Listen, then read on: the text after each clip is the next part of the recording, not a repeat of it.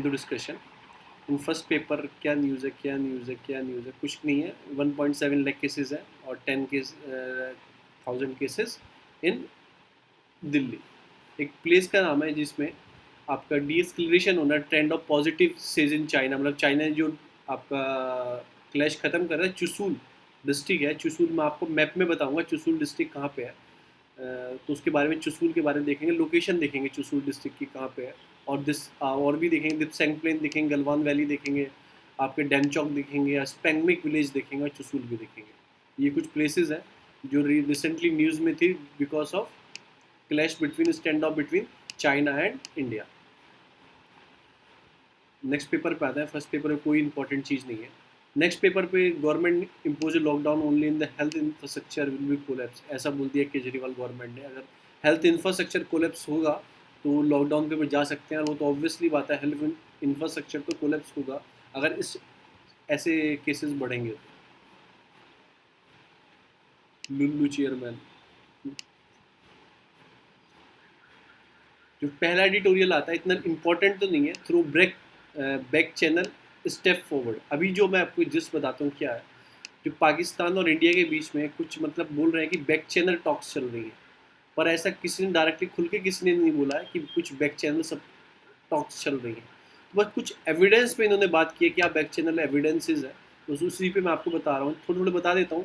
जैसे डीजीएमओ, जो हमारा director general of military operation होता है, उनकी 25 फरवरी को मीटिंग हुई थी, और जो मतलब सीज फायर था उसका मतलब जो भी कंडीशन थी उसको मानने के लिए बात हुई थी. सीज फायर को मानेंगे, ये वाली बात थी. यही सारी इसमें चीज़ें आई हैं जो टॉक्स हुई हैं. फिर आप खुद पढ़ लेना कि क्या क्या टॉक्स हुई हैं. फिर अजीत डोभाल और पाकिस्तान की बाजवा जो है, जो उनके आर्मी चीफ हैं, उनसे बात हुई थी. वो फिर और भी पास्ट में क्या क्या हुआ, फिर अटल बिहारी वाजपेयी के टाइम पे क्या क्या हुआ था. फिर मोदी सरप्राइज विजिट, गिफ्ट मतलब सरप्राइज विजिट पहुंच गए थे पाकिस्तान. ये कुछ चीज़ें जो इन्होंने बताया. और फिर लास्ट में क्या बताते हैं, लास्ट में कुछ नहीं बोलते. लास्ट में बोलते हैं कि हमें जो हमारी टॉक्स है चलती रहनी चाहिए, और जो हमारा क्लैश है दोनों के लिए ज़रूरत है. क्योंकि दोनों के लिए कैसे ज़रूरत है, अभी इंडिया के लिए क्यों ज़रूरत है, क्योंकि इंडिया कैसे फाइट, इधर पाकिस्तान से भी उसे देखना है, इधर चाइना से भी उसका चल रहा है, उसका इंटरनल मैटर भी चल रहे हैं. जैसे आप देख सकते हैं नक्सलाइट देख सकते हैं. तो एक इंडिया भी चाहता है कि एक बॉर्डर से कहीं से छुटकारा मिले ना. 10 टेंशन लेके जिंदा तो नहीं रह सकते. और इंडिया फॉलो करता है 2.5 डिफेंस स्ट्रेटजी. इसे बोलते हैं 2.5 डिफेंस स्ट्रेटजी. मतलब टू तो टू कैसे, एक चाइना से भी लड़ सकता है और पाकिस्तान से भी लड़ सकता है, और इंटरनल जो उसका हाफ है उनसे भी लड़ सकता है. ये स्ट्रेटजी फॉलो करता है इंडिया अपने को सेफ रखने के लिए. और इंडिया चाहता है कि कहीं ना कहीं शांति हो जाए पाकिस्तान से, बिकॉज इतनी सारी वार वो एक साथ नहीं लड़ सकता. एक तो ये रीज़न है. फिर और फिर इकोनॉमिक क्राइसिस भी है ड्यू टू कोविड की वजह से. ये सेम कंडीशन पाकिस्तान के अंदर भी है. और सेकंड क्या है कि जो FATF की बॉडी है उसने उसे ब्लैक लिस्ट में डाल दिया है for safe haven for terrorism, मतलब कि फाइनेंशियल उन्हें सपोर्ट करता है.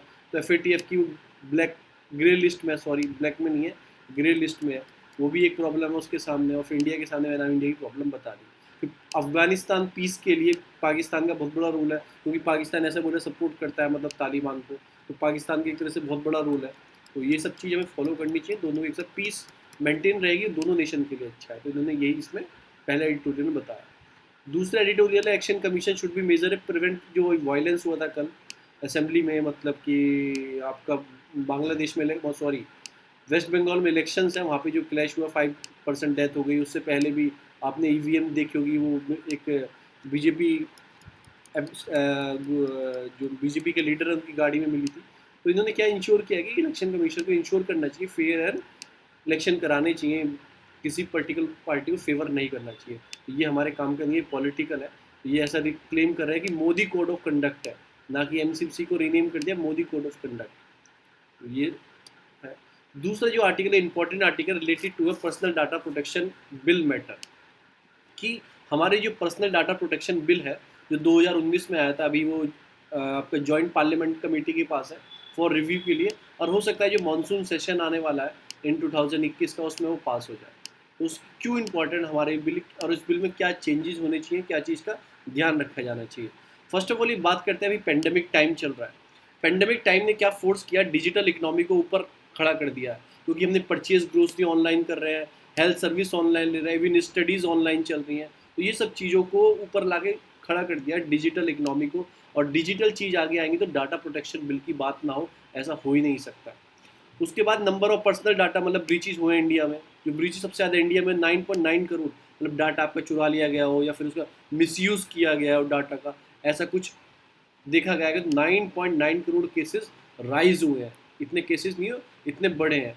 तो फिर प्रॉब्लम क्या है, जो एग्जिस्टिंग मतलब कि डाटा प्रोटेक्शन रिजिम है ना इंडिया में, वो अभी उस स्टैंडर्ड के जो स्टैंडर्ड अब चाहिए उसके लिए मतलब ठीक नहीं है, मतलब कि उसके लिए उसकी जो कंडीशन उसको फुलफिल नहीं कर पा रहा है। तो हमें कुछ नया चीज़ की ज़रूरत है, और नई चीज़ है personal data protection bill 2019। Now under the scrutiny by the joint parliament committee. अभी ये स्कूटनी है, मतलब कि चेक कर रहा है जॉइंट पार्लियामेंट कमेटी। जॉइंट मतलब दोनों सदन की कमेटी बैठी है और इसे स्कूटनी कर रही है, क्या क्या कमी है, क्या क्या और चीज़ ऐड हो सकती हैं, ये सब चीज़ें।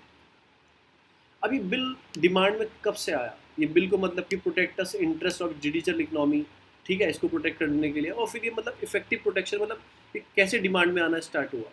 और हम उससे पहले, अगर ये बिल नहीं है तो उससे पहले हम किस चीज़ का यूज़ करते हैं। अभी जो राइट में यूज़ करते हैं इंफॉर्मेशन टेक्नोलॉजी एक्ट 2000, उसका यूज़ करते हैं, पर वो बहुत पुराना हो चुका है। आप देखो 2000 का हो चुका है, फिर 2008 में अमेंडमेंट भी लेके आया उसके अंदर, पर वो प्रोटेक्शन उस तरीके से नहीं कर पा रहा। तो हमें पूरे एक नई बिल की ज़रूरत है, और एक ब्रॉड टर्म पे कंडीशन चाहिए, ब्रॉड टर्म पे हमें ज़रूरत है, उसकी ज़रूरत है।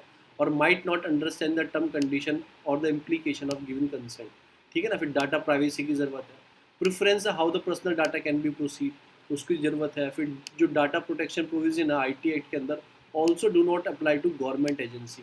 तो ये भी याद रखो, जो डाटा प्रोटेक्शन है वो प्राइवेट एजेंसी पे तो लागू होगा, और जो IT वाला है और जो आपका गवर्नमेंट पे लागू नहीं होगा। इसमें जो IT एक्ट है ये ऐसा बोल रहा है। तो लार्ज वैक्यूम है आपका डाटा प्रोटेक्शन है, when government can collect the process large amount of personal data, government ले सकती है, तो एक तरह से वैक्यूम क्रिएट है मतलब की।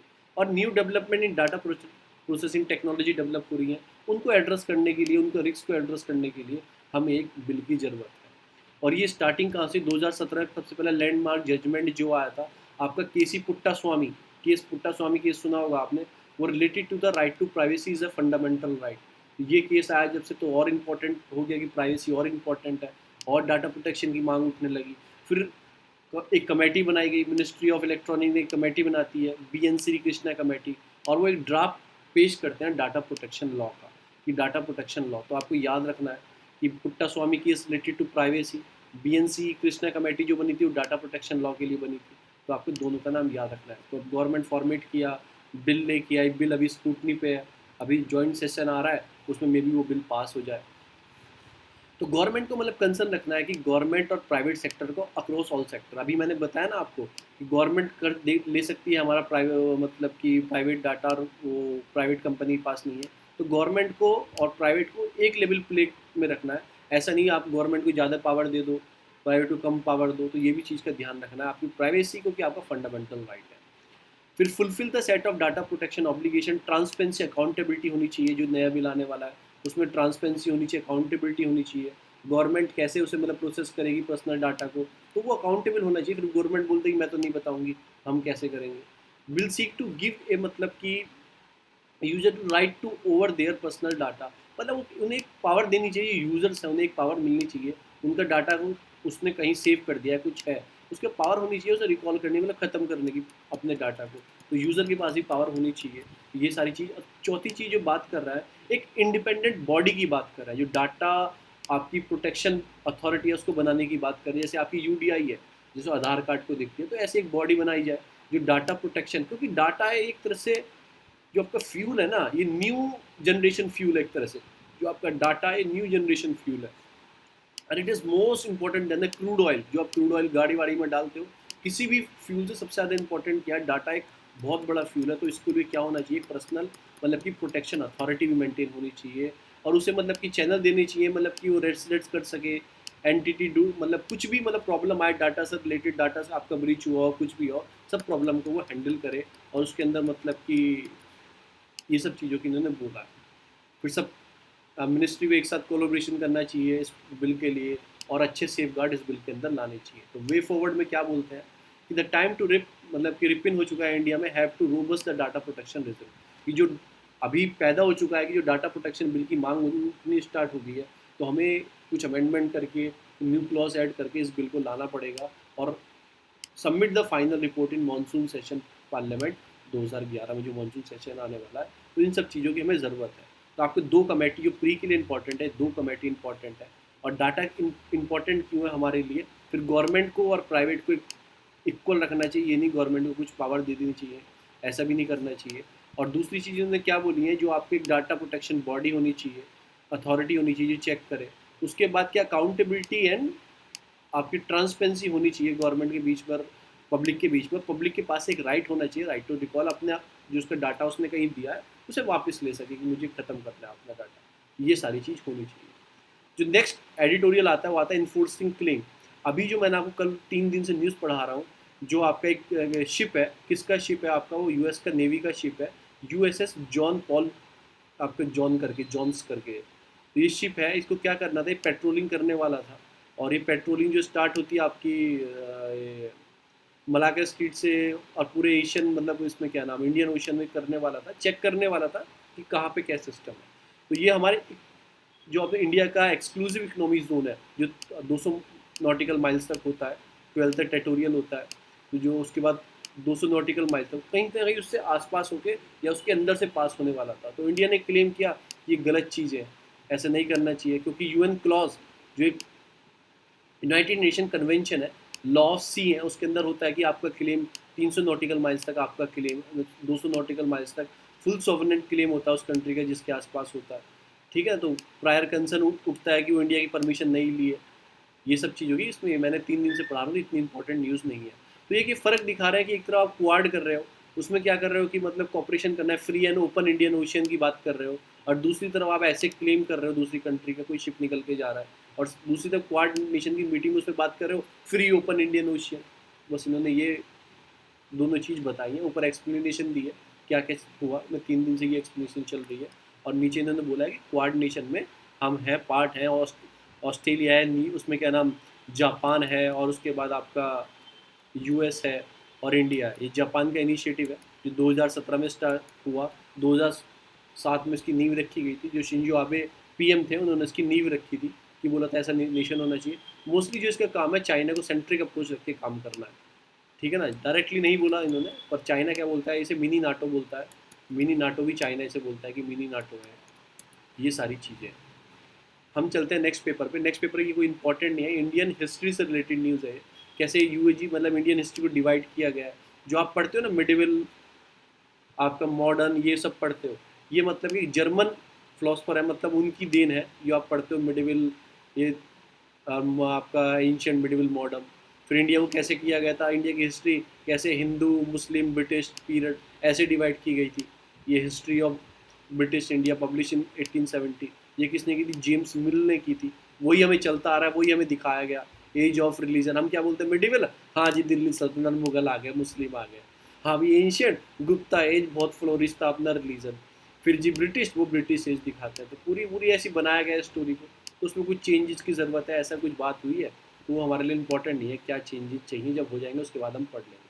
याद किया है कि मेरा फ्रेजाइल इकोसिस्टम, ये इकोसिस्टम की, फ्रेजाइल इकोसिस्टम की बात नहीं कर रहा है, ये कर रहा है जर्नलिज्म की बात। जर्नलिज्म को कैसे दबाया जा रहा है, तो डिफरेंट डिफरेंट कंट्री का एग्जाम्पल लिया है, म्यांमार का लिया है, ये आप देख लेना, कुछ सारे एग्जाम्पल लिए हैं क्योंकि पर्टिकुलर बात कर रहे हैं एरिए की, तो वो हम नहीं पढ़ेंगे। म्यांमार में क्लैश चालू है, दबाया जा रहा है, चाइना ऑलरेडी दबाता है अपनी, मतलब कि बीबीसी ने भी कोई रिपोर्ट दिखाई, वहाँ के जो आपके यूएस वाले मुस्लिम है उनके मतलब बैन लगा दिया। तो एक तरह से वो फ्रेजाइल सिस्टम नहीं मिल पा रहा है, इको सिस्टम नहीं मिल पा रहा है, क्योंकि मतलब डेमोक्रेसी में ऐसा बोला जाता है कि मतलब कि जर्नलिज्म और media is a fourth pillar.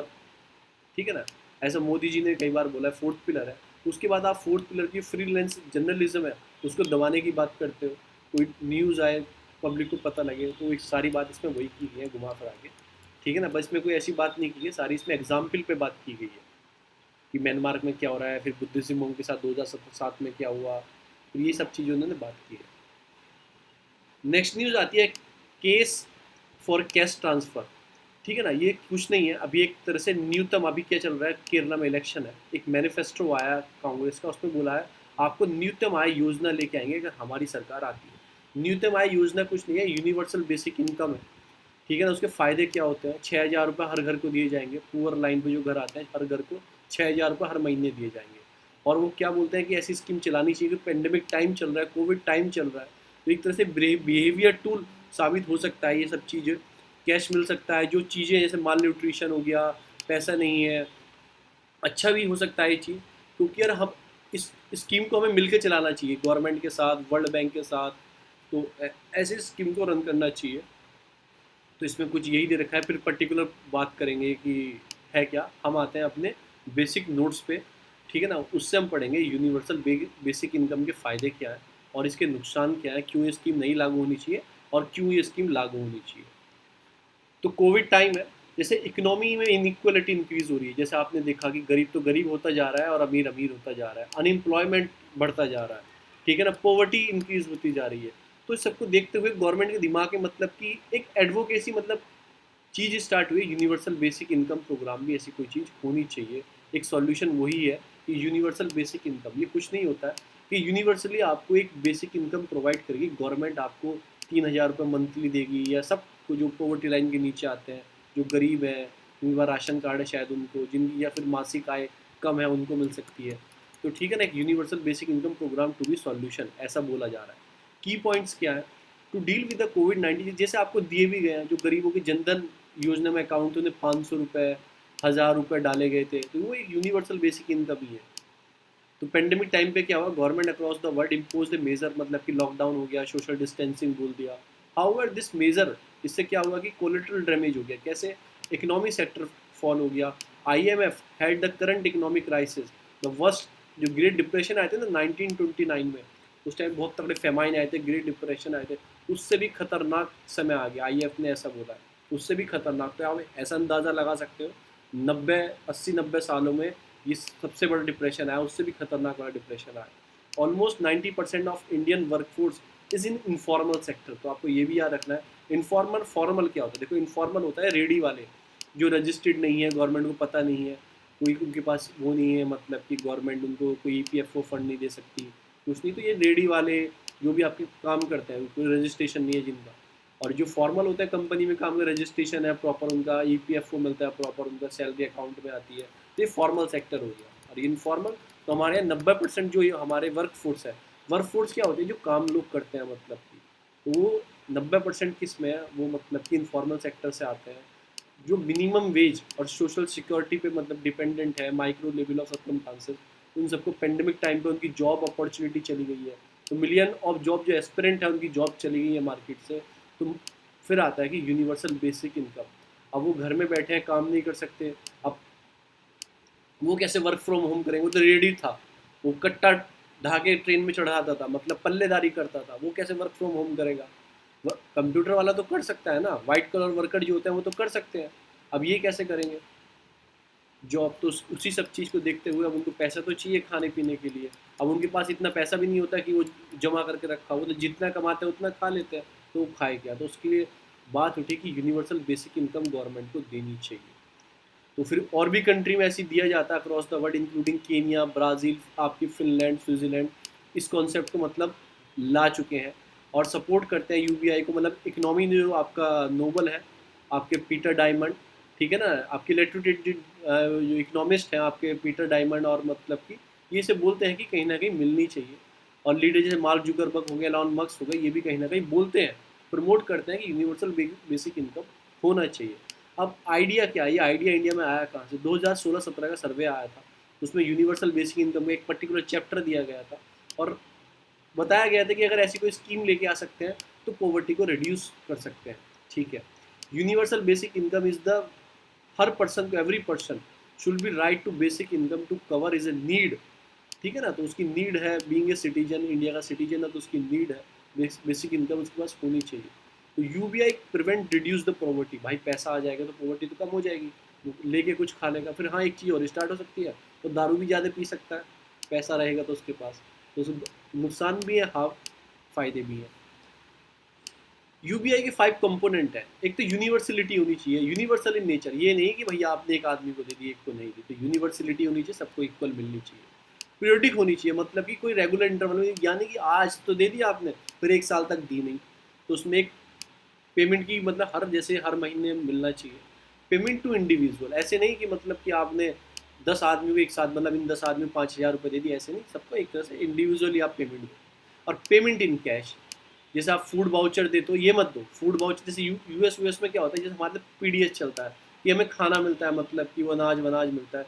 US में क्या होता है, वहाँ फूड वाउचर मिलते हैं कि आप फूड है, ये वाउचर है 1,000 रुपये के, आप किसी भी शॉप में जाके, इवन डोमिनोज में जाके, इवन आप KFC में जाके, आप जो मन खाना है वो खाना, ये फूड वाउचर उसमें दे देना। ये फूड वाउचर वो गवर्नमेंट को दे देगा, गवर्नमेंट उसे पैसे दे देगी, तो वहाँ पैसा सिस्टम होता है। पर ये क्या बोल रहे हैं कि पेमेंट इन कैश, ऐसे फूड वाउचर मत दो। ठीक है चलो। अनकंडीशनल, अब कोई कंडीशन मत लगाओ कि सुबह शाम तक अगर तू 100 दंड बैठक मारेगा, सुबह से शाम तक ये करेगा, ठीक है ना, तो आपको तभी मिलेगा। कि आपने गांव में जाके सोशल वर्क करके आएगा तभी मिलेगा, तो कोई कंडीशन मत लगाओ, वो तो नहीं करके आएगा। तो कोई कंडीशन मत लगाओ। कोई पेंडेमिक टाइम पे वो क्या करा सकते हो, आप उसे घर में ही रहने को बोल सकते हो। ये 3 चीज़ें होनी चाहिए, universality, periodically payment in individual, payment in cash and unconditional. अब बेनिफिट क्या है भाई, इन सब चीज़ों की बात तो चल रही है, यूनिवर्सल बेसिक इनकम, फायदा क्या होने वाला है इससे। ठीक है, फायदा पढ़ते हैं। यूबीआई जो will provide you secure income to individual. देखो, सिक्योर इनकम मिलेगी, सही बात है, बिल्कुल सही बात बोली आपने भाई साहब ने। रिड्यूस पॉवर्टी, हाँ भाई मतलब कि पॉवर्टी खत्म होगी, इनइक्वलिटी कम हो जाएगी। ठीक है भाई, सबकी जेब में पैसा आएगा, इनइक्वलिटी। अब वो पैसा कहाँ से आएगा, वो पैसा गवर्नमेंट टैक्स से ही तो लेके आएगी। टैक्स किससे लेगी, अमीरों से लेगी, और किसको देगी, गरीबों को देगी। तो अमीरों से लेकर गरीबों को देना, तो इनइक्वलिटी कम करना है, तो हाँ जी, इनइक्वलिटी कम हो जाएगी। ठीक है सोसाइटी में, चलो हम आपकी बात से सहमत हैं। दूसरी बात आती है इंक्रीजिंग द परचेजिंग पावर। अब ये का बवाल है परचेजिंग पावर, ठीक है ना। अभी क्या होता है, पीडीएस में आपके पास क्या रहते हैं, लिमिटेड, आपको गेहूँ मिलेगा, चावल मिलेंगे, हद से हद। जो स्टेट गवर्नमेंट चाहेगी तो मसाला भी दे देगी, 1 किलो चीनी भी दे देगी, 1 किलो नमक की थैली भी दे देगी। चलो, ये तो होगी बेसिक चीज़ें। आप, आपकी जेब में पैसा है, ठीक है ना, आप गए बिग बाजार में गए, या फिर आप गए कहीं भी चले गए, कोई मॉल में चले गए, आपकी जेब में पैसा है, तो आप जो मन चाहे वो खरीदोगे। नहीं भाई, मुझे तो चावल नहीं खरीदने हैं, मुझे तो राजमा खाना है, मुझे तो बासमती चावल खाना है, मुझे तो चीनी की ब्राउन शुगर लेनी है। ठीक है ना, जेब में पैसा है क्योंकि बेसिक इनकम से आया। तो उससे क्या होगा, परचेजिंग पावर, जो मन चाहोगे वो खाओगे। बिस्कुट खाना है टाइगर के, वो तो पीडीएस नहीं देती है आपको, तो टाइगर के बिस्कुट खाओगे इस चीज़ से आप। दूसरी आती है ईजी टू इम्प्लीमेंट। इम्प्लीमेंट कैसे भाई ईजी कर लेंगे इसे। अच्छा जी, मतलब कि नंबर ऑफ आइडेंट, मतलब कि no identified by the beneficiary involve. Easy कैसे करें, इम्प्लीमेंट कैसे ईजी हो जाएगी भाई, डीबीटी चल रहा है, डायरेक्ट बेनिफिट ट्रांसफर, सीधा खाते में पैसा जाएगा आपके, और पता भी लग जाएगा गया कि नहीं गया आदमी के। अब कोई पैसा अपने खाते से निकालने देगा नहीं आपको, तो उसमें से क्या होगा, इम्प्लीमेंट ईजी हो जाएगा। पीडीएस में तो घोल गपोच कर देते हैं कि किसका अनाज किसी को दे दिया, वो लेने नहीं आता, तो चलो भैया। पर इसमें थोड़ा इजी टू इम्प्लीमेंट हो जाएगा। It will reduce the wastage of the government money because implement of various simple. अब गवर्नमेंट मनी कैसे बचाएगा भाई, गवर्नमेंट में एंटर मारेगा, एंटर। जैसे क्या हो रहा था अभी, आप न्यूज़ में देखते थे, ये एंटर, जैसे योगी जी ने एंटर मारा, मोदी जी ने एंटर मारा, लोगों के खाते में 1,000-1,000 रुपये चले गए। ठीक है, अब उसमें क्या होता है पीडीएस में, कि आपने वहाँ से अनाज चला एफसीआई के गोदाम से, स्टेट के वेलफेयर हाउस में आया, स्टेट के वेलफेयर हाउस में फेयर प्राइस शॉप पे गया, सस्ता गल्ले की दुकान पे, वहाँ से एक एक आदमी खरीदने आया, तो यहाँ पे लीकेज हो गया, उसके बाद यहाँ पे लीकेज हो गया, स्टेट वाले गोदाम में, सेंट्रल वाले गोदाम में लीकेज हो गया, फिर नीचे लीकेज हो गया। ठीक है ना, लीकेज भी फिर ख़राब भी होता गया हर पॉइंट पे अनाज। तो एक तरह से पैसा भी बचेगा, वेस्टेज जो है हो रही है पैसे की वो बच जाएगी, और उससे ये फ़ायदा है। चलो हमने 5 फ़ायदे देख लीजिए, हमारे इसके 5 फ़ायदे हैं। अब इसके साथ प्रॉब्लम भी तो खड़ी होंगी, जहाँ पे फ़ायदे होता है वहाँ पे प्रॉब्लम भी होती है। एक सिक्के के 2 पहलू होते हैं जी। चलो जी आगे पढ़ते हैं। इशू क्या आएंगे, lack of political will because of cost involve. ठीक है ना, ये पॉलिटिकल विल के अगेंस्ट है, क्योंकि इससे पैसा जा रहा है, पैसा नहीं जाना चाहिए। ठीक है ना, और 4.9% ऑफ द जीडीपी इतना खर्च करना पड़ेगा, सबको पैसा देना है तो यूनिवर्सलिटी देना है, तो 4.9 ऑफ जीडीपी का हमें पैसा खर्च करना पड़ेगा। और इकोनॉमिक सर्वे 2016-17 में सर्वे आया था, उसमें मॉडल ऑफ यूबी की आएगी बात की गई थी, प्रोवाइड 7,622 रुपये per annum to 75% of population of India. इस चीज़ की बात की गई थी, इतने पैसे ये वो सब। फिर आपके सुरेश तेंदुलकर जो पॉवर्टी लाइन वाली कमेटी थी, उसने कुछ बताया था कि आपको फिक्स कर देना चाहिए, 40,000 रुपये पर एनम देनी चाहिए। ठीक है ना, मतलब 40,000 रुपये हर साल देने चाहिए हर आदमी को, ऐसे कुछ रखना चाहिए। ये इतना पैसा आएगा कहाँ से? Average house hold size approximately 5 आदमी है, 40 4 5 या 20, तो मतलब ये 2 लाख रुपए हर साल देना एक फैमिली को, ये मजाक बात मान रहे हो? ठीक है, तो ये सारी चीज़ है। फिर difficult to reducing some of the existing subsidies. अब जो कोई आपको सब्सिडी प्रोवाइड है, पेट्रोल पे है, इस चीज़ पे है, उस चीज़ पे है, ठीक है ना, इन सब चीज़ों सब्सिडी है। अब उसे कम करेंगे तो ये पब्लिक फिर चिल्लाएगी खड़ी होकर, पैसा भी दे दोगे सब्सिडी भी मत हटाओ, तो वो डिफिकल्ट होगा कम करने के टाइम में सब्सिडी जो दे रहे हैं। और उसका नो गारंटी, जो कैश तुम्हारे पास आया तुम उसे अच्छी चीज़ों में यूज़ करोगे। भाई वो तो दारू पिएगा बैठ के, मैं तो दारू पीऊँगा, ठीक है ना, ड्रग करूँगा, लग्जरी गुड्स लूँगा, मैं तो नहीं खाता, मैं तो टाइगर का बिस्कुट नहीं खाता, पार्ले जी के नहीं खाता, मैं तो सीधा हाइड एंड सीक खाऊंगा। तो इन चीज़ों में यूज़ करें उसको, पता क्या है। और इससे क्या होगा, जब सबकी जेब में पैसा होता है ना तो इन्फ्लेशन बढ़ती है, तो सबकी जेब में पैसा होगा, सब उस चीज़ को खरीदना चाहेंगे, सब खरीदना चाहेंगे, वो चीज़ महंगी हो जाएगी, तो इन्फ्लेशन बढ़ती है। तो ये सारे इशू होते हैं। Working can refuse to work, हो गया, अगर फ्री का पैसा आ रहा है, दारू फ्री की मिल रही है, खाना फ्री का मिल रहा है, तो मैं क्यों काम करूँ?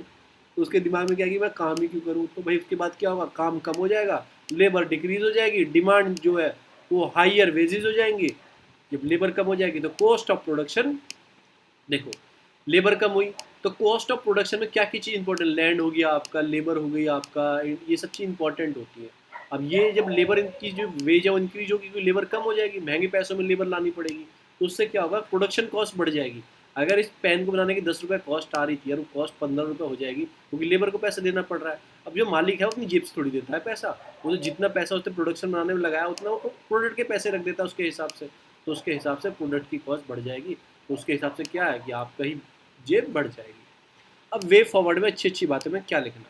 2017 में इकोनॉमिक सर्वे ने ऐसा बोला है कि यूबीआई स्कीम की बात की, कंसेप्ट लेके आया वो, पॉसिबल अल्टरनेटिव है सोशल वेलफेयर प्रोग्राम का, जो आप सोशल वेलफेयर प्रोग्राम के नाम पे इतना पैसा खर्च करते हो ना।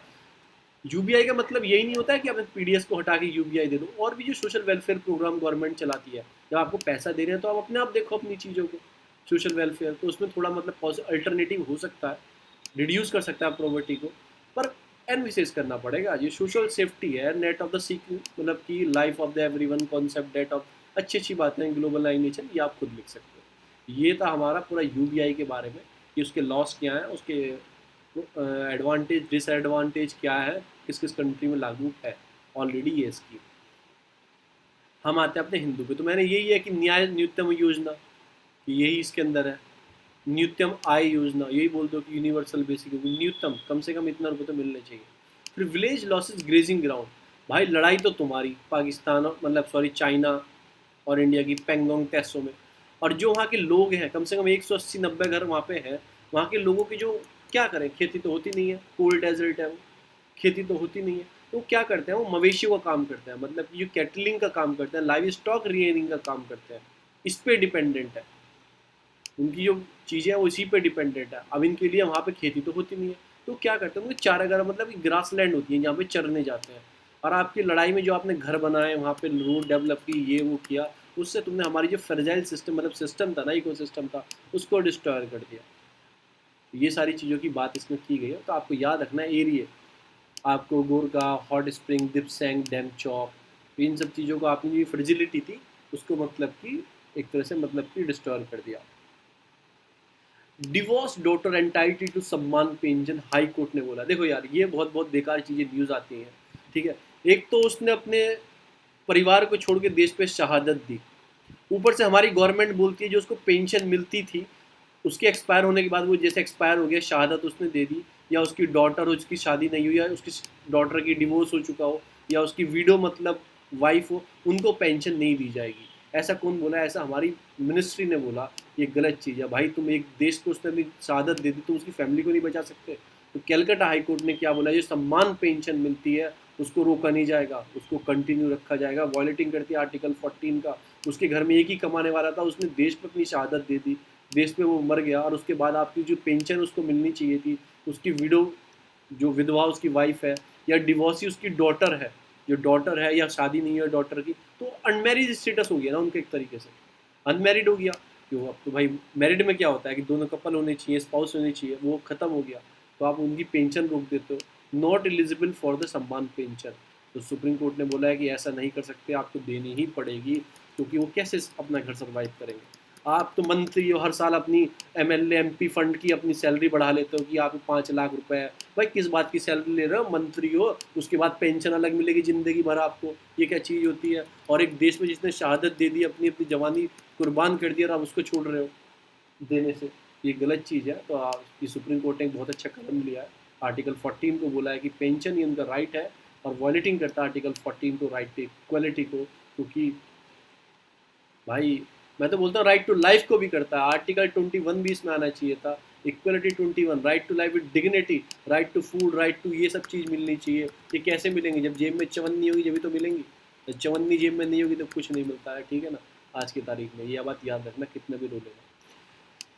फिर जो न्यूज़ आती है कि visually challenge struggle with E text book, सारा एक जिस्ट बता रहा हूँ, ये आप पढ़ लेना, ठीक है ना। जिस्ट क्या है कि जो आप टेक्स्ट बुक यूज़ कर रहे हो, अभी क्या चल रहा है, पेंडेमिक चल रहा है, तो फिजिकली चीज़ों में नहीं कर रहे, जो ई बुक ई इलेक्ट्रॉनिक ई गेम ई कोड ई का नाम जुड़ने लगा है सब चीज़ों के साथ। तो ऐसा बोल रहे हैं कि जो कुछ बुक के जो फॉर्मेट ऐसे हैं, नियर अबाउट 60% ऑफ बुक के फॉर्मेट है, इसमें लिखा 60% जो एनसीईआरटी बुक के चैप्टर है ना, उनके फॉर्मेट ऐसे हैं जैसे जो भी आपके पीडीएफ रीडर होते हैं वो वर्क ही नहीं करते हैं, रीड ही नहीं करते हैं। रीड करते हैं तो किसी का पिक्चर चला जाता है, जो पिक्चर उसमें होती है बुक में, किसी का टेक्स्ट चला जाता है, पिक्चर आ जाती है।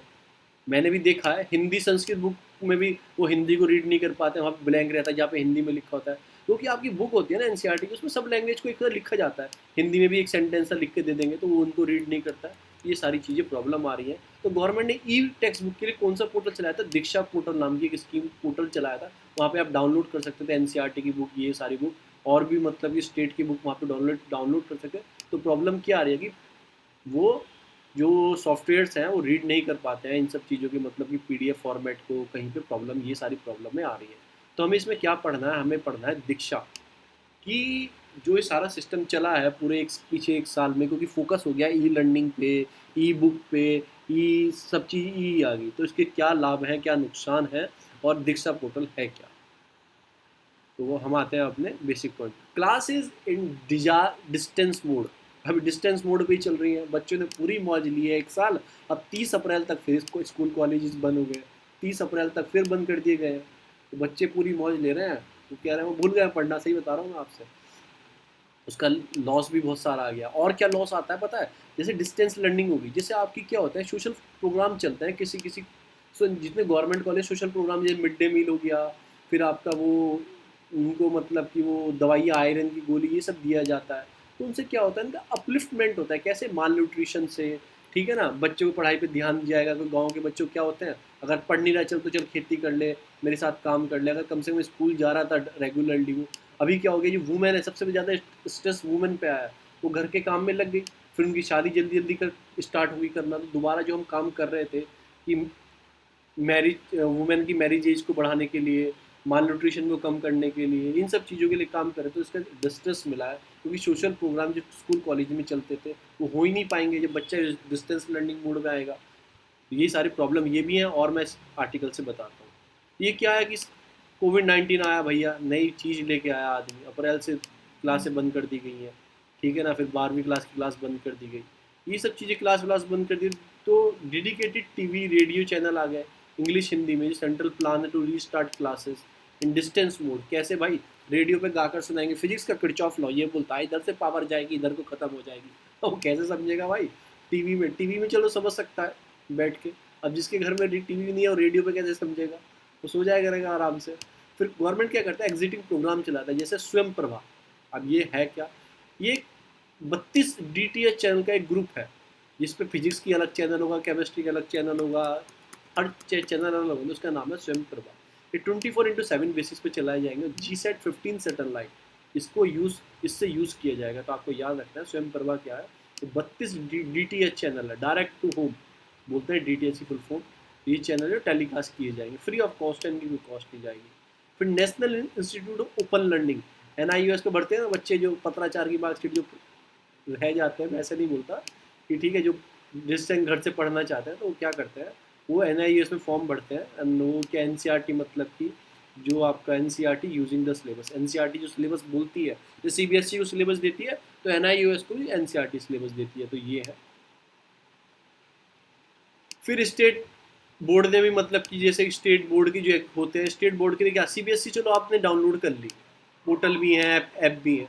अब स्टेट बोर्ड का क्या, उनकी कहाँ से करो, गवर्नमेंट ने एक चीज़ चलाई जिसमें आपको NCERT भी और स्टेट बोर्ड की सारी एक जगह किताब मिलेंगी। उसके लिए दीक्षा एक मोबाइल ऐप लेके आया, ऑफर टू स्टेट, और स्टेट से बोला अपनी किताबें इसके अंदर रख दो, अपनी लोकल लैंग्वेज सब कुछ इसके अंदर रख दो, give 2-3 hour to the channel. तो state government provide the content in local language, central give it 2 to 3 hour on the मतलब ऑन द चैनल, मतलब कि सब चीज़ें बात बोली और ये स्टार्ट किया गया। क्या स्टार्ट किया? दीक्षा। दीक्षा में ऐसा लिखा था ओनली NCERT, नहीं भाई, सभी स्टेट की रीजनल लैंग्वेज की बुक भी इसके अंदर पाई जाती है। डिजिटल इंफ्रास्ट्रक्चर और नॉलेज ऑफ शेयरिंग, दीक्षा जो पोर्टल है लॉन्च किया गया, कौन करेगा? ऑब्वियसली बात है HRD नहीं है, मिनिस्ट्री ऑफ एजुकेशन हो चुका है इसका नाम, ये भी याद रखना, ठीक है। दो in 2017 learning and training themselves to connecting with the teacher community.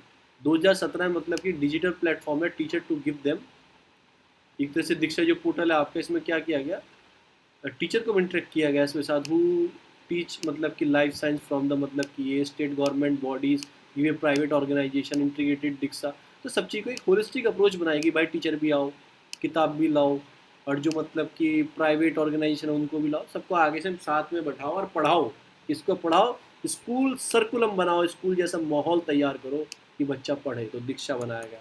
चलो NIOS क्या है, वही पत्राचार, ठीक है। ऑटोनोमस ऑर्गेनाइजेशन है, जो नेशनल पॉलिसी ऑफ एजुकेशन 1986 आई थी, तब से ही चलता आ रहा है। उसमें लेके आए थे वोकेशनल, आपकी लाइफ इनरिचमेंट, कम्युनिटी ओरिएंटेड, मतलब इसमें प्रोग्राम चलाए जाते हैं, एकेडमिक कोर्स कराए जाते हैं, सेकेंडरी और सीनियर सेकेंडरी, सेकेंडरी 10वीं क्लास तक के और सीनियर सेकेंडरी 12वीं क्लास तक के इसमें प्रोग्राम चलाए जाते हैं। एलिमिनेटेड लेवल कोर्सेज होते हैं इसमें, आपको जो मर्जी फिजिक्स पढ़नी है फिजिक्स पढ़ लो, मैथ पढ़नी है मैथ पढ़ लो, ये नहीं फिजिक्स मैथ कंपलसरी पढ़नी है, ऐसा कुछ नहीं है, जो मर्जी पढ़ो आप। और एग्ज़ाम होता है, फिर सर्टिफिकेट आपको दिया जाता है। तो ये सारी चीज़ें इसके अंदर है। ये हो गया आपका। हाँ, फिर आता है आपका श्रिम्प फार्म। अभी क्या है, जो मतलब फार्मिंग होती है, जैसे आपकी सी फूड वाली फार्मिंग होती है, श्रिम्प मतलब एक ऐसा होता है, श्रिम्प मतलब एक जैसे आप झिंजर टाइप होता है, झिंजर ऐसा होता है, ऐसा होता है ऐसा, उसमें यहाँ पे ऐसे निकला होता है, तो उसकी फार्मिंग होती है, ठीक है ना। तो उसमें क्या होता है कि इसमें क्या होता है, shrimp farming country biggest sea food exporter. तो जो सी फूड होता है ना सारा, आपका सबसे ज़्यादा बिगेस्ट एक्सपोर्टर श्रिम्प प्रोडक्शन का ही है। तो गवर्नमेंट उसको बढ़ावा देने, क्योंकि ये भी ये सेक्टर उसमें आपका डिट्रेस में पहुंच गया था, मतलब प्रॉब्लम में पहुंच गया था, इसका एक्सपोर्ट कम हो गया था। क्यों कम हो गया था भाई? वो कम हो गया था एंटीबायोटिक आपके रेसिड्यू, ये क्या होते हैं, बीमारी आ जाती है, फिर उसे कोई खाता नहीं है, उसके अंदर बीमारी आ जाएगी तो खाता नहीं है। वो क्यों आती हैं? या आपने कोई प्रॉब्लम आई हो, अच्छी क्वालिटी का सीड यूज़ ना कराओ, ये सब यूज़ ना कराओ, ये प्रॉब्लम क्रिएट हो जाती है। उसकी वजह से उनका एक्सपोर्ट कम हो गया था। जो एक्सपोर्ट करते हैं, इंडिया 5 बिलियन का एक्सपोर्ट करता है, सबसे ज़्यादा कौन खरीदता है? वही खरीदेंगे।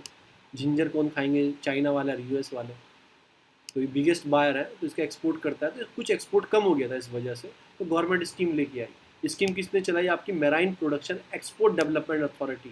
तो ये एक्सपोर्ट डेवलपमेंट अथॉरिटी किसके अंदर आते हैं? मिनिस्ट्री ऑफ कंज्यूमर के अंदर आते हैं। इसके बारे में बताऊंगा आपको। तो उन्होंने स्कीम क्या चलाई? Certification scheme and aquaculture product called for Shaphari, आपकी शिप्री करके स्कीम का नाम है, संस्कृत वर्ड है। इसका मतलब क्या होता है? Superior quality of fishery production suitable for a human consumption. तो सुपर क्वालिटी के देने हैं, शिप्री करके स्कीम का नाम लेके आया, संस्कृत का ये वर्ड है। ये किसने चलाई थी? ये आपकी चलाई थी एमपेदा ने, मतलब मैराइन प्रोडक्शन, इन्होंने स्कीम चलाई। अब इसमें करेंगे क्या कि नेशनल रेसिडुअल कंट्रोल प्रोग्राम चलाया जाएगा। जो रेसिड्यू मैंने बताया प्रॉब्लम आ जाती है, for the food safety and farm production के लिए प्री हार्वेस्टिंग टेस्ट सिस्टम होगा, सर्टिफिकेशन सिस्टम होगा, मार्केटिंग बेस्ड टूल आपकी हैचेस होंगे, मतलब कि to adopt the good aquaculture practice, help करेंगे प्रोडक्शन क्वालिटी में। अच्छी अच्छी बात है। एंटीबायोटिक फ्री श्रिम्प होना चाहिए, ये आप दवाई लगा देते हैं। फिर फ्रोजन श्रिम्प जो इंडिया में largest exporting sea food item है, जैसे मैंने आपको पहले भी बताया, तो उसको थोड़ा ध्यान रखा जाएगा। और जो शिप्री स्कीम है, मतलब कि UN की जो UN फूड है, UN का FAO जो ऑर्गेनाइजेशन है, टेक्निकल जो उसकी गाइडलाइंस है एक्वाकल्चर सर्टिफिकेशन की, उसको फॉलो करेंगे इस स्कीम के अंदर। और जो सर्टिफाइड करेंगे आप हैचिस को भी for the quality of seed, ठीक है ना। और separate approve the shrimp farm, adopt the required good practice. मतलब जो हैचिस होता है, सीड होता है ना, हैचिस बोलते हैं उन्हें, उसको भी एक गुड क्वालिटी का सीड हो और उसकी जो फार्म में अडॉप्ट हो, अच्छी प्रैक्टिस अडॉप्ट हो। ये नहीं है डाल दिया छोड़ दिया, अच्छी प्रैक्टिस होनी चाहिए। ऑक्सीजन ऊपर नीचे उसमें लेवल ठीक से होना चाहिए। और सर्टिफिकेशन भी देंगे, फार्मर की हेल्प करेंगे सब चीज़ों में। ग्रांट सर्टिफिकेशन, ठीक है ना। और जो सर्टिफिकेशन आपको सर्टिफिकेशन दिए जाएंगे, सर्टिफिकेट दिए जाएंगे, वो ऑनलाइन दिएंगे, और एक बार आपको दिया गया तो 2 साल तक वो काम करेगा। और सर्टिफिकेशन ऑफ द फार्म ये इंश्योर करता है preparation consult with the task holder. ये सारी चीज़ें हैं जो हम पढ़ने वाले हैं, एम पेदा पढ़ने वाले हैं हम। ये है क्या, ये कौन सा बवाल आ गया, ये आ गया marine product export development authority. चलो मेराइन से रिलेटेड है, ओके। तो मेराइन क्या फिश मिनिस्ट्री ऑफ हस्बेंड्री में आएगी क्या, मतलब कि फिश एंड जो एनिमल वाली मिनिस्ट्री है? नहीं नहीं, ये तो मिनिस्ट्री ऑफ कॉमर्स में आएगी। तो यूपीएससी यहीं आपको घुमाएगा, ये आएगी, क्योंकि ये एक्सपोर्ट है। और ये अभी स्टार्ट करिए, कल ही स्टार्ट कराया क्या हम पे को? नहीं नहीं, 1972 में स्टार्ट कर दिया था इस काम को हमने, ठीक है ना। इसका हेडक्वार्टर कोची बना। कोची में क्यों बनाया भैया? सबसे ज़्यादा फिश प्रोडक्शन इस कोस्टल एरिया में तो होगा ना, तो कोची में हमने से बना दिया। तो ये कोऑर्डिनेट करता है डिफरेंट, मतलब सेंट्रल और स्टेट गवर्नमेंट को स्टैब्लिश करे, फिशरी प्रोडक्शन को बढ़ाए, इन सब चीज़ों पे काम करता है। चलो अच्छी बात है, ख़त्म हो गया, हमने पढ़ लिया। फिर आती है दूसरी स्कीम, आती है आपका, वो हेलीकॉप्टर भेजा था हमने ऊपर, अभी शटडाउन यूपी में, स्कूल बंद कर दिए गए। फिर ये रेमडेसिविर, एक ये वैक्सीन है। कल मैं इस वैक्सीन को ढूंढने गया, मैंने कम से कम 10 मेडिकल पे वैक्सीन देखी, किसी पे उपलब्ध नहीं थी। जो ब्लैक मार्केटिंग होती थी, मैं ब्लैक बैक चैनल के थ्रू गया। ये वैक्सीन की कीमत है 4,000, ये कितने मिल रही थी? 14,000 रुपये में मिल रहा था एक इसका डोज। फिर वो मुझे गवर्नमेंट से ही, हॉस्पिटल से ही प्रोवाइड हुई ये वैक्सीन, फ्री ऑफ कॉस्ट मिल गई, ठीक है ना। तो ये मैंने वहाँ से कुछ सोर्स लगाई, तो पास वहाँ से मिल गई फिर ये, ठीक है ना। तो रेमडेसिविर ये कोई वैक्सीन का नेम है, इसका एक्सपोर्ट बंद कर दिया है गवर्नमेंट ने, क्योंकि इसकी बहुत ज़रूरत है। अगर आपको कोविड हो, यही वैक्सीन लगाई जा रही है। वैक्सीन थोड़ी इंजेक्शन है, यही इंजेक्शन लगाया जा रहा है। कम से कम 6 to 8 डोजेज लेनी होती हैं इसकी हर दिन आपको, हर दिन सॉरी, पूरी 6 to 8 टोटल डोजेज लेनी होती है, हर दिन एक डोज लेनी होती है। यही रिकवर कर रही है कोविड के पेशेंट्स हैं। इसको क्या, इसका स्टॉक बढ़ाने की बात की जा रही है, एक्सपोर्ट इसका बैन कर दिया है, और 6 से 7 कंपनी को और इसके ऑर्डर दिए गए हैं, वो भी बनाएंगी। इंडिया की 7 न्यू कंपनीज हैं, 7 इंडियन कंपनी प्रोडक्शन करेंगी, और near about 38 lakh unit per month में से डेवलप करेंगी, ठीक है ना। रेमडेसिविर जो वैक्सीन है। अपोजिशन ज्वाइन कॉल टू ए, अब पेपर आने वाले हैं ना बच्चों के, मई में पेपर होने वाले हैं, किसके होने वाले हैं? 12th वाले। तो अपोजिशन आ गया आगे, फिर लास्ट ईयर भी आया था पेपर बैन, नीट का पेपर बैन, ये बैन वो बैन। तो अब उस अपोजिशन आगे उठना स्टार्ट हो गया। फिर आता है कि गुजरात हाई कोर्ट, मतलब कि सुयो मोटो लिया अपने आप, खुद पीआईएल लिए। जैसे कोर्ट के पास पावर होती है, अगर कोई पीआईएल उसके अंदर नहीं डालेगा, जैसे मैं पीआईएल लेके गया कि भाई पीआईएल में लेके गया कि हमारे 2000 के चलान किए जा रहे हैं मार्क्स ना लगाने के। ये पूरे वर्ल्ड में जो, मतलब पूरे इंडिया में जो इलेक्शन चल रहे हैं, कैंपेनिंग हो रही है, जिसमें मिनिस्टर आ रहे हैं, इनका कोई चलान कर नहीं रहा है, तो मैं पीआईएल लेके जाऊँ? या तो मैं लेके जाऊँगा, या फिर सुयो मोटो खुद हाई कोर्ट या सुप्रीम कोर्ट उसको देखेगा। तो उसने, सुप्रीम कोर्ट ने खुद लिया है, और कंडीशन पूछी है कि shortage of bed, oxygen supply, testing facility, medicine जो कम हो रहा है, मतलब उसकी रिपोर्ट मांगी है कि कितना कम हो गया, कितनी ज़रूरत है। ये सुयो मोटो मतलब ज़रूरी है ना। और यही प्रॉब्लम आने वाली है इंडिया में, बेड नहीं मिलेगा, सड़कों पे मिलेंगे पड़े, ऑक्सीजन नहीं मिलेगी लोगों को, शॉर्टेज आने वाली है, ट्रीटमेंट फैसिलिटी, मेडिसिन। ये मेडिसिन जो मैंने आपको छोटी सी मेडिसिन बताई ना, ये रेमडेसिविर जो वैक्सीन है, ये वैक्सीन ही नहीं मिल रही है, कहीं पे नहीं मिलेगी आपको वैक्सीन। आपको यकीन नहीं आता, आप अपने 10 मेडिकल आसपास में देखना, जाके पूछना है क्या। अगर आपको फिर ये बैक चैनल से मिलेगी, ब्लैक मार्केटिंग हो रही है। जो 3-3 हज़ार रुपये की वैक्सीन है, ये कहीं 1200 रुपये की, 1300 की वैक्सीन है, ये 40-40 हज़ार रुपये मिल रही है। आप खुद बताओ, जो एक गरीब इंसान से कोरोना हो गया, क्या इस वैक्सीन को ले सकता है क्या वो? पर गवर्नमेंट हॉस्पिटल में फ्री ऑफ कॉस्ट दी जा रही है, आप ये भी याद रखना। पर अब शॉर्टेज हो गई है, तो गवर्नमेंट इसकी सप्लाई को बरकरार रखने के लिए उसने बोला कि एक्सपोर्ट बंद कर देंगे हम इसका। ईरान न्यूक्लियर साइट, कुछ नहीं है, कल जो मोसाड है, मोसाड ही इसराइल की, मतलब जैसे आपकी रॉ है ना, ऐसी मोसाद है, किनकी है? ये इसराइल की है। इन्होंने क्या किया, साइबर अटैक कर दिया ईरान के न्यूक्लियर साइट पे। मतलब कैसे कि उनकी जो पावर सप्लाई थी कट कर दी, कम से कम 1 घंटे तक कट कर दी, जो आपकी नतांज में है। बस आपको इतना याद रखना। चाइना, मतलब कि action direct on Taiwan rise tension, ये यूएस के, मतलब कि जो आपके यूएस के आपके सेक्रेटरी ऑफ स्टेट हैं एंटोनियो, उन्होंने क्या बोला है, अगर चाइना ने कोई डायरेक्ट स्टेप लिया ताइवान के ऊपर, ठीक है ना, तो एक तरह से टेंशन इंक्रीज हो जाएगी। वो फिलीपाइंस में भी ऐसा कर रहा है, इन्होंने ऐसा बोला है। वो टेंशन हम ही अभी नहीं पढ़ेंगे, जब अटैक होगा उसके बाद हम पढ़ेंगे क्या हो गया। फिर चाइना कंसीडर मिक्सिंग, मतलब कि mixing of vacancy boost efficacy, कि आज कोविशील्ड लगवा लो, कल को आपको स्पुतनिक 5 लगवा लो, परसों को आप कौन सी लगवा लो, कि मतलब कि कोवैक्सीन लगवा दो, तो मिक्सिंग ऑफ वैक्सीन आपको बूस्ट कर सकता है एफिकेसी से। भाई तुमने पैदा कर दिया वायरस, वही बड़ी बात है। अभी नए नए एक्सपेरिमेंट हमें ना बताओ कि मिक्सिंग कर दो और ये कर दो। तो 70 died in the battle of Yemen. भाई यमन में किसने मार दिए? आउती रिवाइवल। यमन के बारे में कहीं आई साना डिस्ट्रिक्ट लिखा है तो आउती का नाम तो आपके दिमाग में आना ही चाहिए, ये चीज़ आपको याद रखना है। फिर ये क्या, how the duck small saving scheme rate cut. अगर आप स्मॉल सेविंग स्कीम जो होती है उनका रेट कट करोगे तो उसमें क्या होगा, आपके पास पैसा नहीं लगाएंगे, वो कहीं और इन्वेस्ट करना स्टार्ट कर देंगे। हमें कुछ नहीं पढ़ना है, प्रधानमंत्री वाय वंदन योजना इसके अंदर से हमें पढ़नी है। यहाँ पे हमारा खत्म हो जाता है न्यूज़। और किसी को लोन लेना है, किसी को पब्लिक सेक्टर बैंक से होम लोन लेना है तो आप ज़्यादा पंजाब एंड सिंध बैंक के पास सबसे सस्ता लोन दे रहा है। उससे भी सस्ता लोन चाहिए आपको प्राइवेट सेक्टर से चाहिए तो कोटक महिंद्रा दे रहा है। ये कौन से लोन है? ये हाउस लोन इंटरेस्ट है।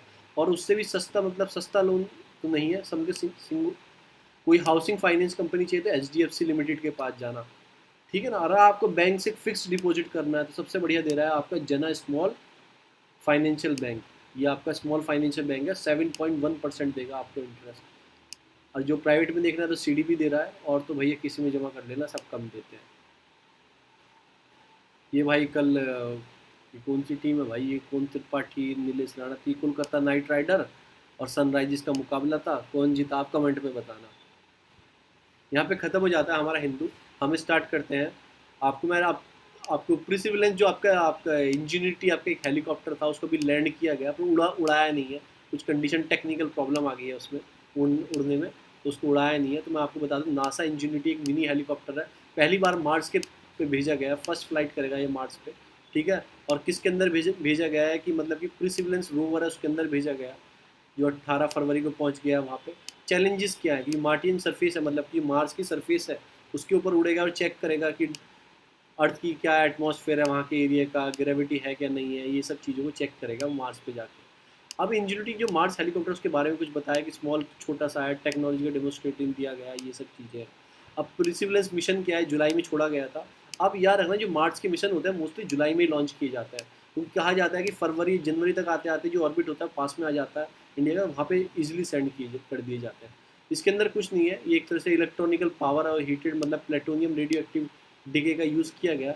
और इसके अंदर कैरी कर रहा है एक यूनिक इंस्ट्रूमेंट है इसके अंदर, उसका नाम है मॉसेक्स, मार्स ऑक्सीजन इसरो एक्सपेरिमेंट। ये क्या करेगा, फर्स्ट टाइम किया जा रहा है, वहाँ पे मैन्युफैक्चरिंग करेगा, ऑक्सीजन के मॉलिक्यूल्स बनाने की कोशिश करेगा मार्स पे, using carbon dioxide from the carbon dioxide rich atmosphere. In situ research utilization है local resources to meet the human need of requirement in of the space craft. ये वाला मॉसेज जो है इसका यूज़ किया जाएगा और वहाँ पे ऑक्सीजन बनाने की कोशिश करेंगे, किसके ज़रिए? कार्बन डाइऑक्साइड के ज़रिए। आप देखेंगे कैसे बनाएंगे। उसके बाद एक प्रधानमंत्री आपकी प्रधानमंत्री वाया वंदना योजना, ये क्या बवाल आ गया भैया। ये 3 साल के लिए पीरियड के लिए चलाई गई थी। अभी इसमें क्या किया गया, जैसे मार्च 2023 तक बढ़ा दिया गया। सोशल सिक्योरिटी स्कीम है सीनियर सिटीजन के लिए। अच्छा अच्छा, बुड्ढों के लिए, तो अपने घर में जो भी हो उनको बता देना। 31 मार्च 2020 तक ये खत्म हो जानी थी, तो इसके बढ़ा दिया गया, 2023 तक कर दिया गया। ये इंश्योर कर दिया कि रेट ऑफ इनकम मतलब कि आपको पर एनम देना चाहिए 7.40%। जो आप फिक्स डिपॉजिट कहीं पे कर रहे हो ना, सीनियर सिटीजन सेविंग स्कीम्स होती हैं, सर्च कर लेना कौन कौन सी हैं आपको जाके। सीनियर सिटीजन सेविंग स्कीम जो होती है, अगर उसमें आप इन्वेस्टमेंट करते हो तो आपको रिटर्न प्रोवाइड देंगी 7.40% पर एनम, यानी कि 7.40% का ब्याज सालाना मिलेगा आपको अगर आप सीनियर सिटीजन स्कीम में इन्वेस्ट करते हो। Financial ministry will approve annual regret rate return beginning of the every financial year. और हर साल बता देगी इस बार 7.40 का मिलेगा, इस बार 8% दिया जाएगा आपको। तो अब वो सिर्फ फाइनेंशियल मिनिस्ट्री के ऊपर है, ठीक है ना। की पॉइंट क्या है, प्रधानमंत्री वाया वंदना योजना 2017 में लॉन्च हुई थी, 2020 तक। अच्छा 3 साल के लिए थी ना, फिर 3 साल और बढ़ा दिए। मिनिस्ट्री ऑफ फाइनेंस ने लॉन्च की थी, चलो चलो कोई ऐसी में सोशल जस्टिस वाली मिनिस्ट्री नहीं थी, चलो आपकी तो कौन सी थी, आपकी फाइनेंस ने की थी। ये गारंटी करता था पे out the pension at the citizen every month, आपको कुछ पैसा हर महीने मिल जाए कि आपको किसी ऊपर डिपेंडेंट ना रहना पड़े। परचेज ऑफलाइन उसे खरीद सकते हो या ऑनलाइन भी खरीद सकते हो। ऑफलाइन जाओगे तो अपने वही बाप अमदाब में बड़ा ही LIC वाले बहुत दमदार है, उनसे खरीद सकते हो। और मिनिमम एज एंट्री क्या है इसकी, मिनिमम एज जो इसकी एंट्री है ना, मतलब कि 60 साल कंप्लीटेड। अब मैक्सिमम क्या है, मैक्सिमम तो पूरी जिंदगी भर जब तक जियोगे तब तक रहोगे। कंपोनेंट क्या है कि one can invest maximum 15 lakh. 15 lakh तक इन्वेस्ट कर सकते हो आप, तो 15 लाख तक इन्वेस्ट कर सकते हो, उससे ज़्यादा आप इन्वेस्ट नहीं कर सकते इस स्कीम के अंदर। और टेन्यूर पॉलिसी सेट बाय 10 साल, 10 साल तक तो कम से कम होनी चाहिए। और मिनिमम पेंशन कितनी दी जाएगी? 1,000 रुपये पर मंथ। 1,000 रुपये में तो कुछ भी नहीं आता, तो इतनी दी जाएगी। और मैक्सिमम पेंशन अमाउंट लिमिटेड 10,000। वो डिपेंड करता है आपने 15 लाख तक कितने रुपए जमा किए हैं, उसके हिसाब से आपको हर महीने दिए जाएंगे। अब 15 लाख आपने जमा कर दिया, आपने बोला 7%, यानी 15 लाख का 7,000 मिलने चाहिए, इतने रुपये मिलने चाहिए मुझे हर महीने। 1,000 पे 7 रुपये, 10,000 रुपये मेरे हो गए कि इतने इतने, तो मुझे तो इतने रुपये मिलने चाहिए। कोई ऐसा नहीं है, मैक्सिमम मिनिमम आपको इतने मिलेंगे ही मिलेंगे। चलो, तो मैं तो आज कम इन्वेस्टमेंट करके आता हूँ, देखो मिनिमम इतने मिलेंगे ही मिलेंगे, और मैक्सिमम 10,000 आपको मिलेंगे ही मिलेंगे। Frequently, monthly, quarterly, half yearly, ठीक है ना। Choosing the pension at the time of purchase, आपको बता देना मुझे हर महीने चाहिए पैसे, ये हर 3 महीने में चाहिए, या 6 महीने में चाहिए, साल में चाहिए। आधार हैज़ मैंडेटरी, आधार कार्ड तो लाना ही पड़ेगा। रोल ऑफ गवर्नमेंट क्या है कि फाइनेंशियल, आगे वाली बैटरी की पैसा रहेगा तो आप धर धर किसी भटकोगे नहीं, पेंशन बेस एश्योर्ड हो जाओगे आप, पैसा आ रहा है, खाना पीना ढंग से चल रहा है। प्रोटेक्टेड एल्डर एज में आने की पर्सन एज प्रोटेक्टेड हो जाएगी आपकी। अदर बेनिफिट क्या है कि loan up to 75% of purchase price shall be allowed after 3 policy year. जब 3 पॉलिसी ईयर हो गए तो आप लोन भी ले सकते हो। और ये एग्जेम्प्टेड है, मतलब इस पर टैक्स नहीं लगेगा, जीएसटी का कोई टैक्स नहीं लगेगा। तो ये थे हमारे आज के हिंदू की पूरी कहानी। यहाँ पे हम अपनी वीडियो रोकते हैं। आपको इसकी वीडियो की मतलब कि पीडीएफ की क्या चाहिए, पीडीएफ की आपको पीडीएफ चाहिए, सॉरी, इसकी पीडीएफ चाहिए, हिंदू की पीडीएफ चाहिए, तो नीचे वीडियो के नीचे डिस्क्रिप्शन बॉक्स है, उसमें ग्रुप का लिंक है, वहाँ जाना, क्लिक करना और उसे ग्रुप को ज्वाइन कर देना। नमस्कार।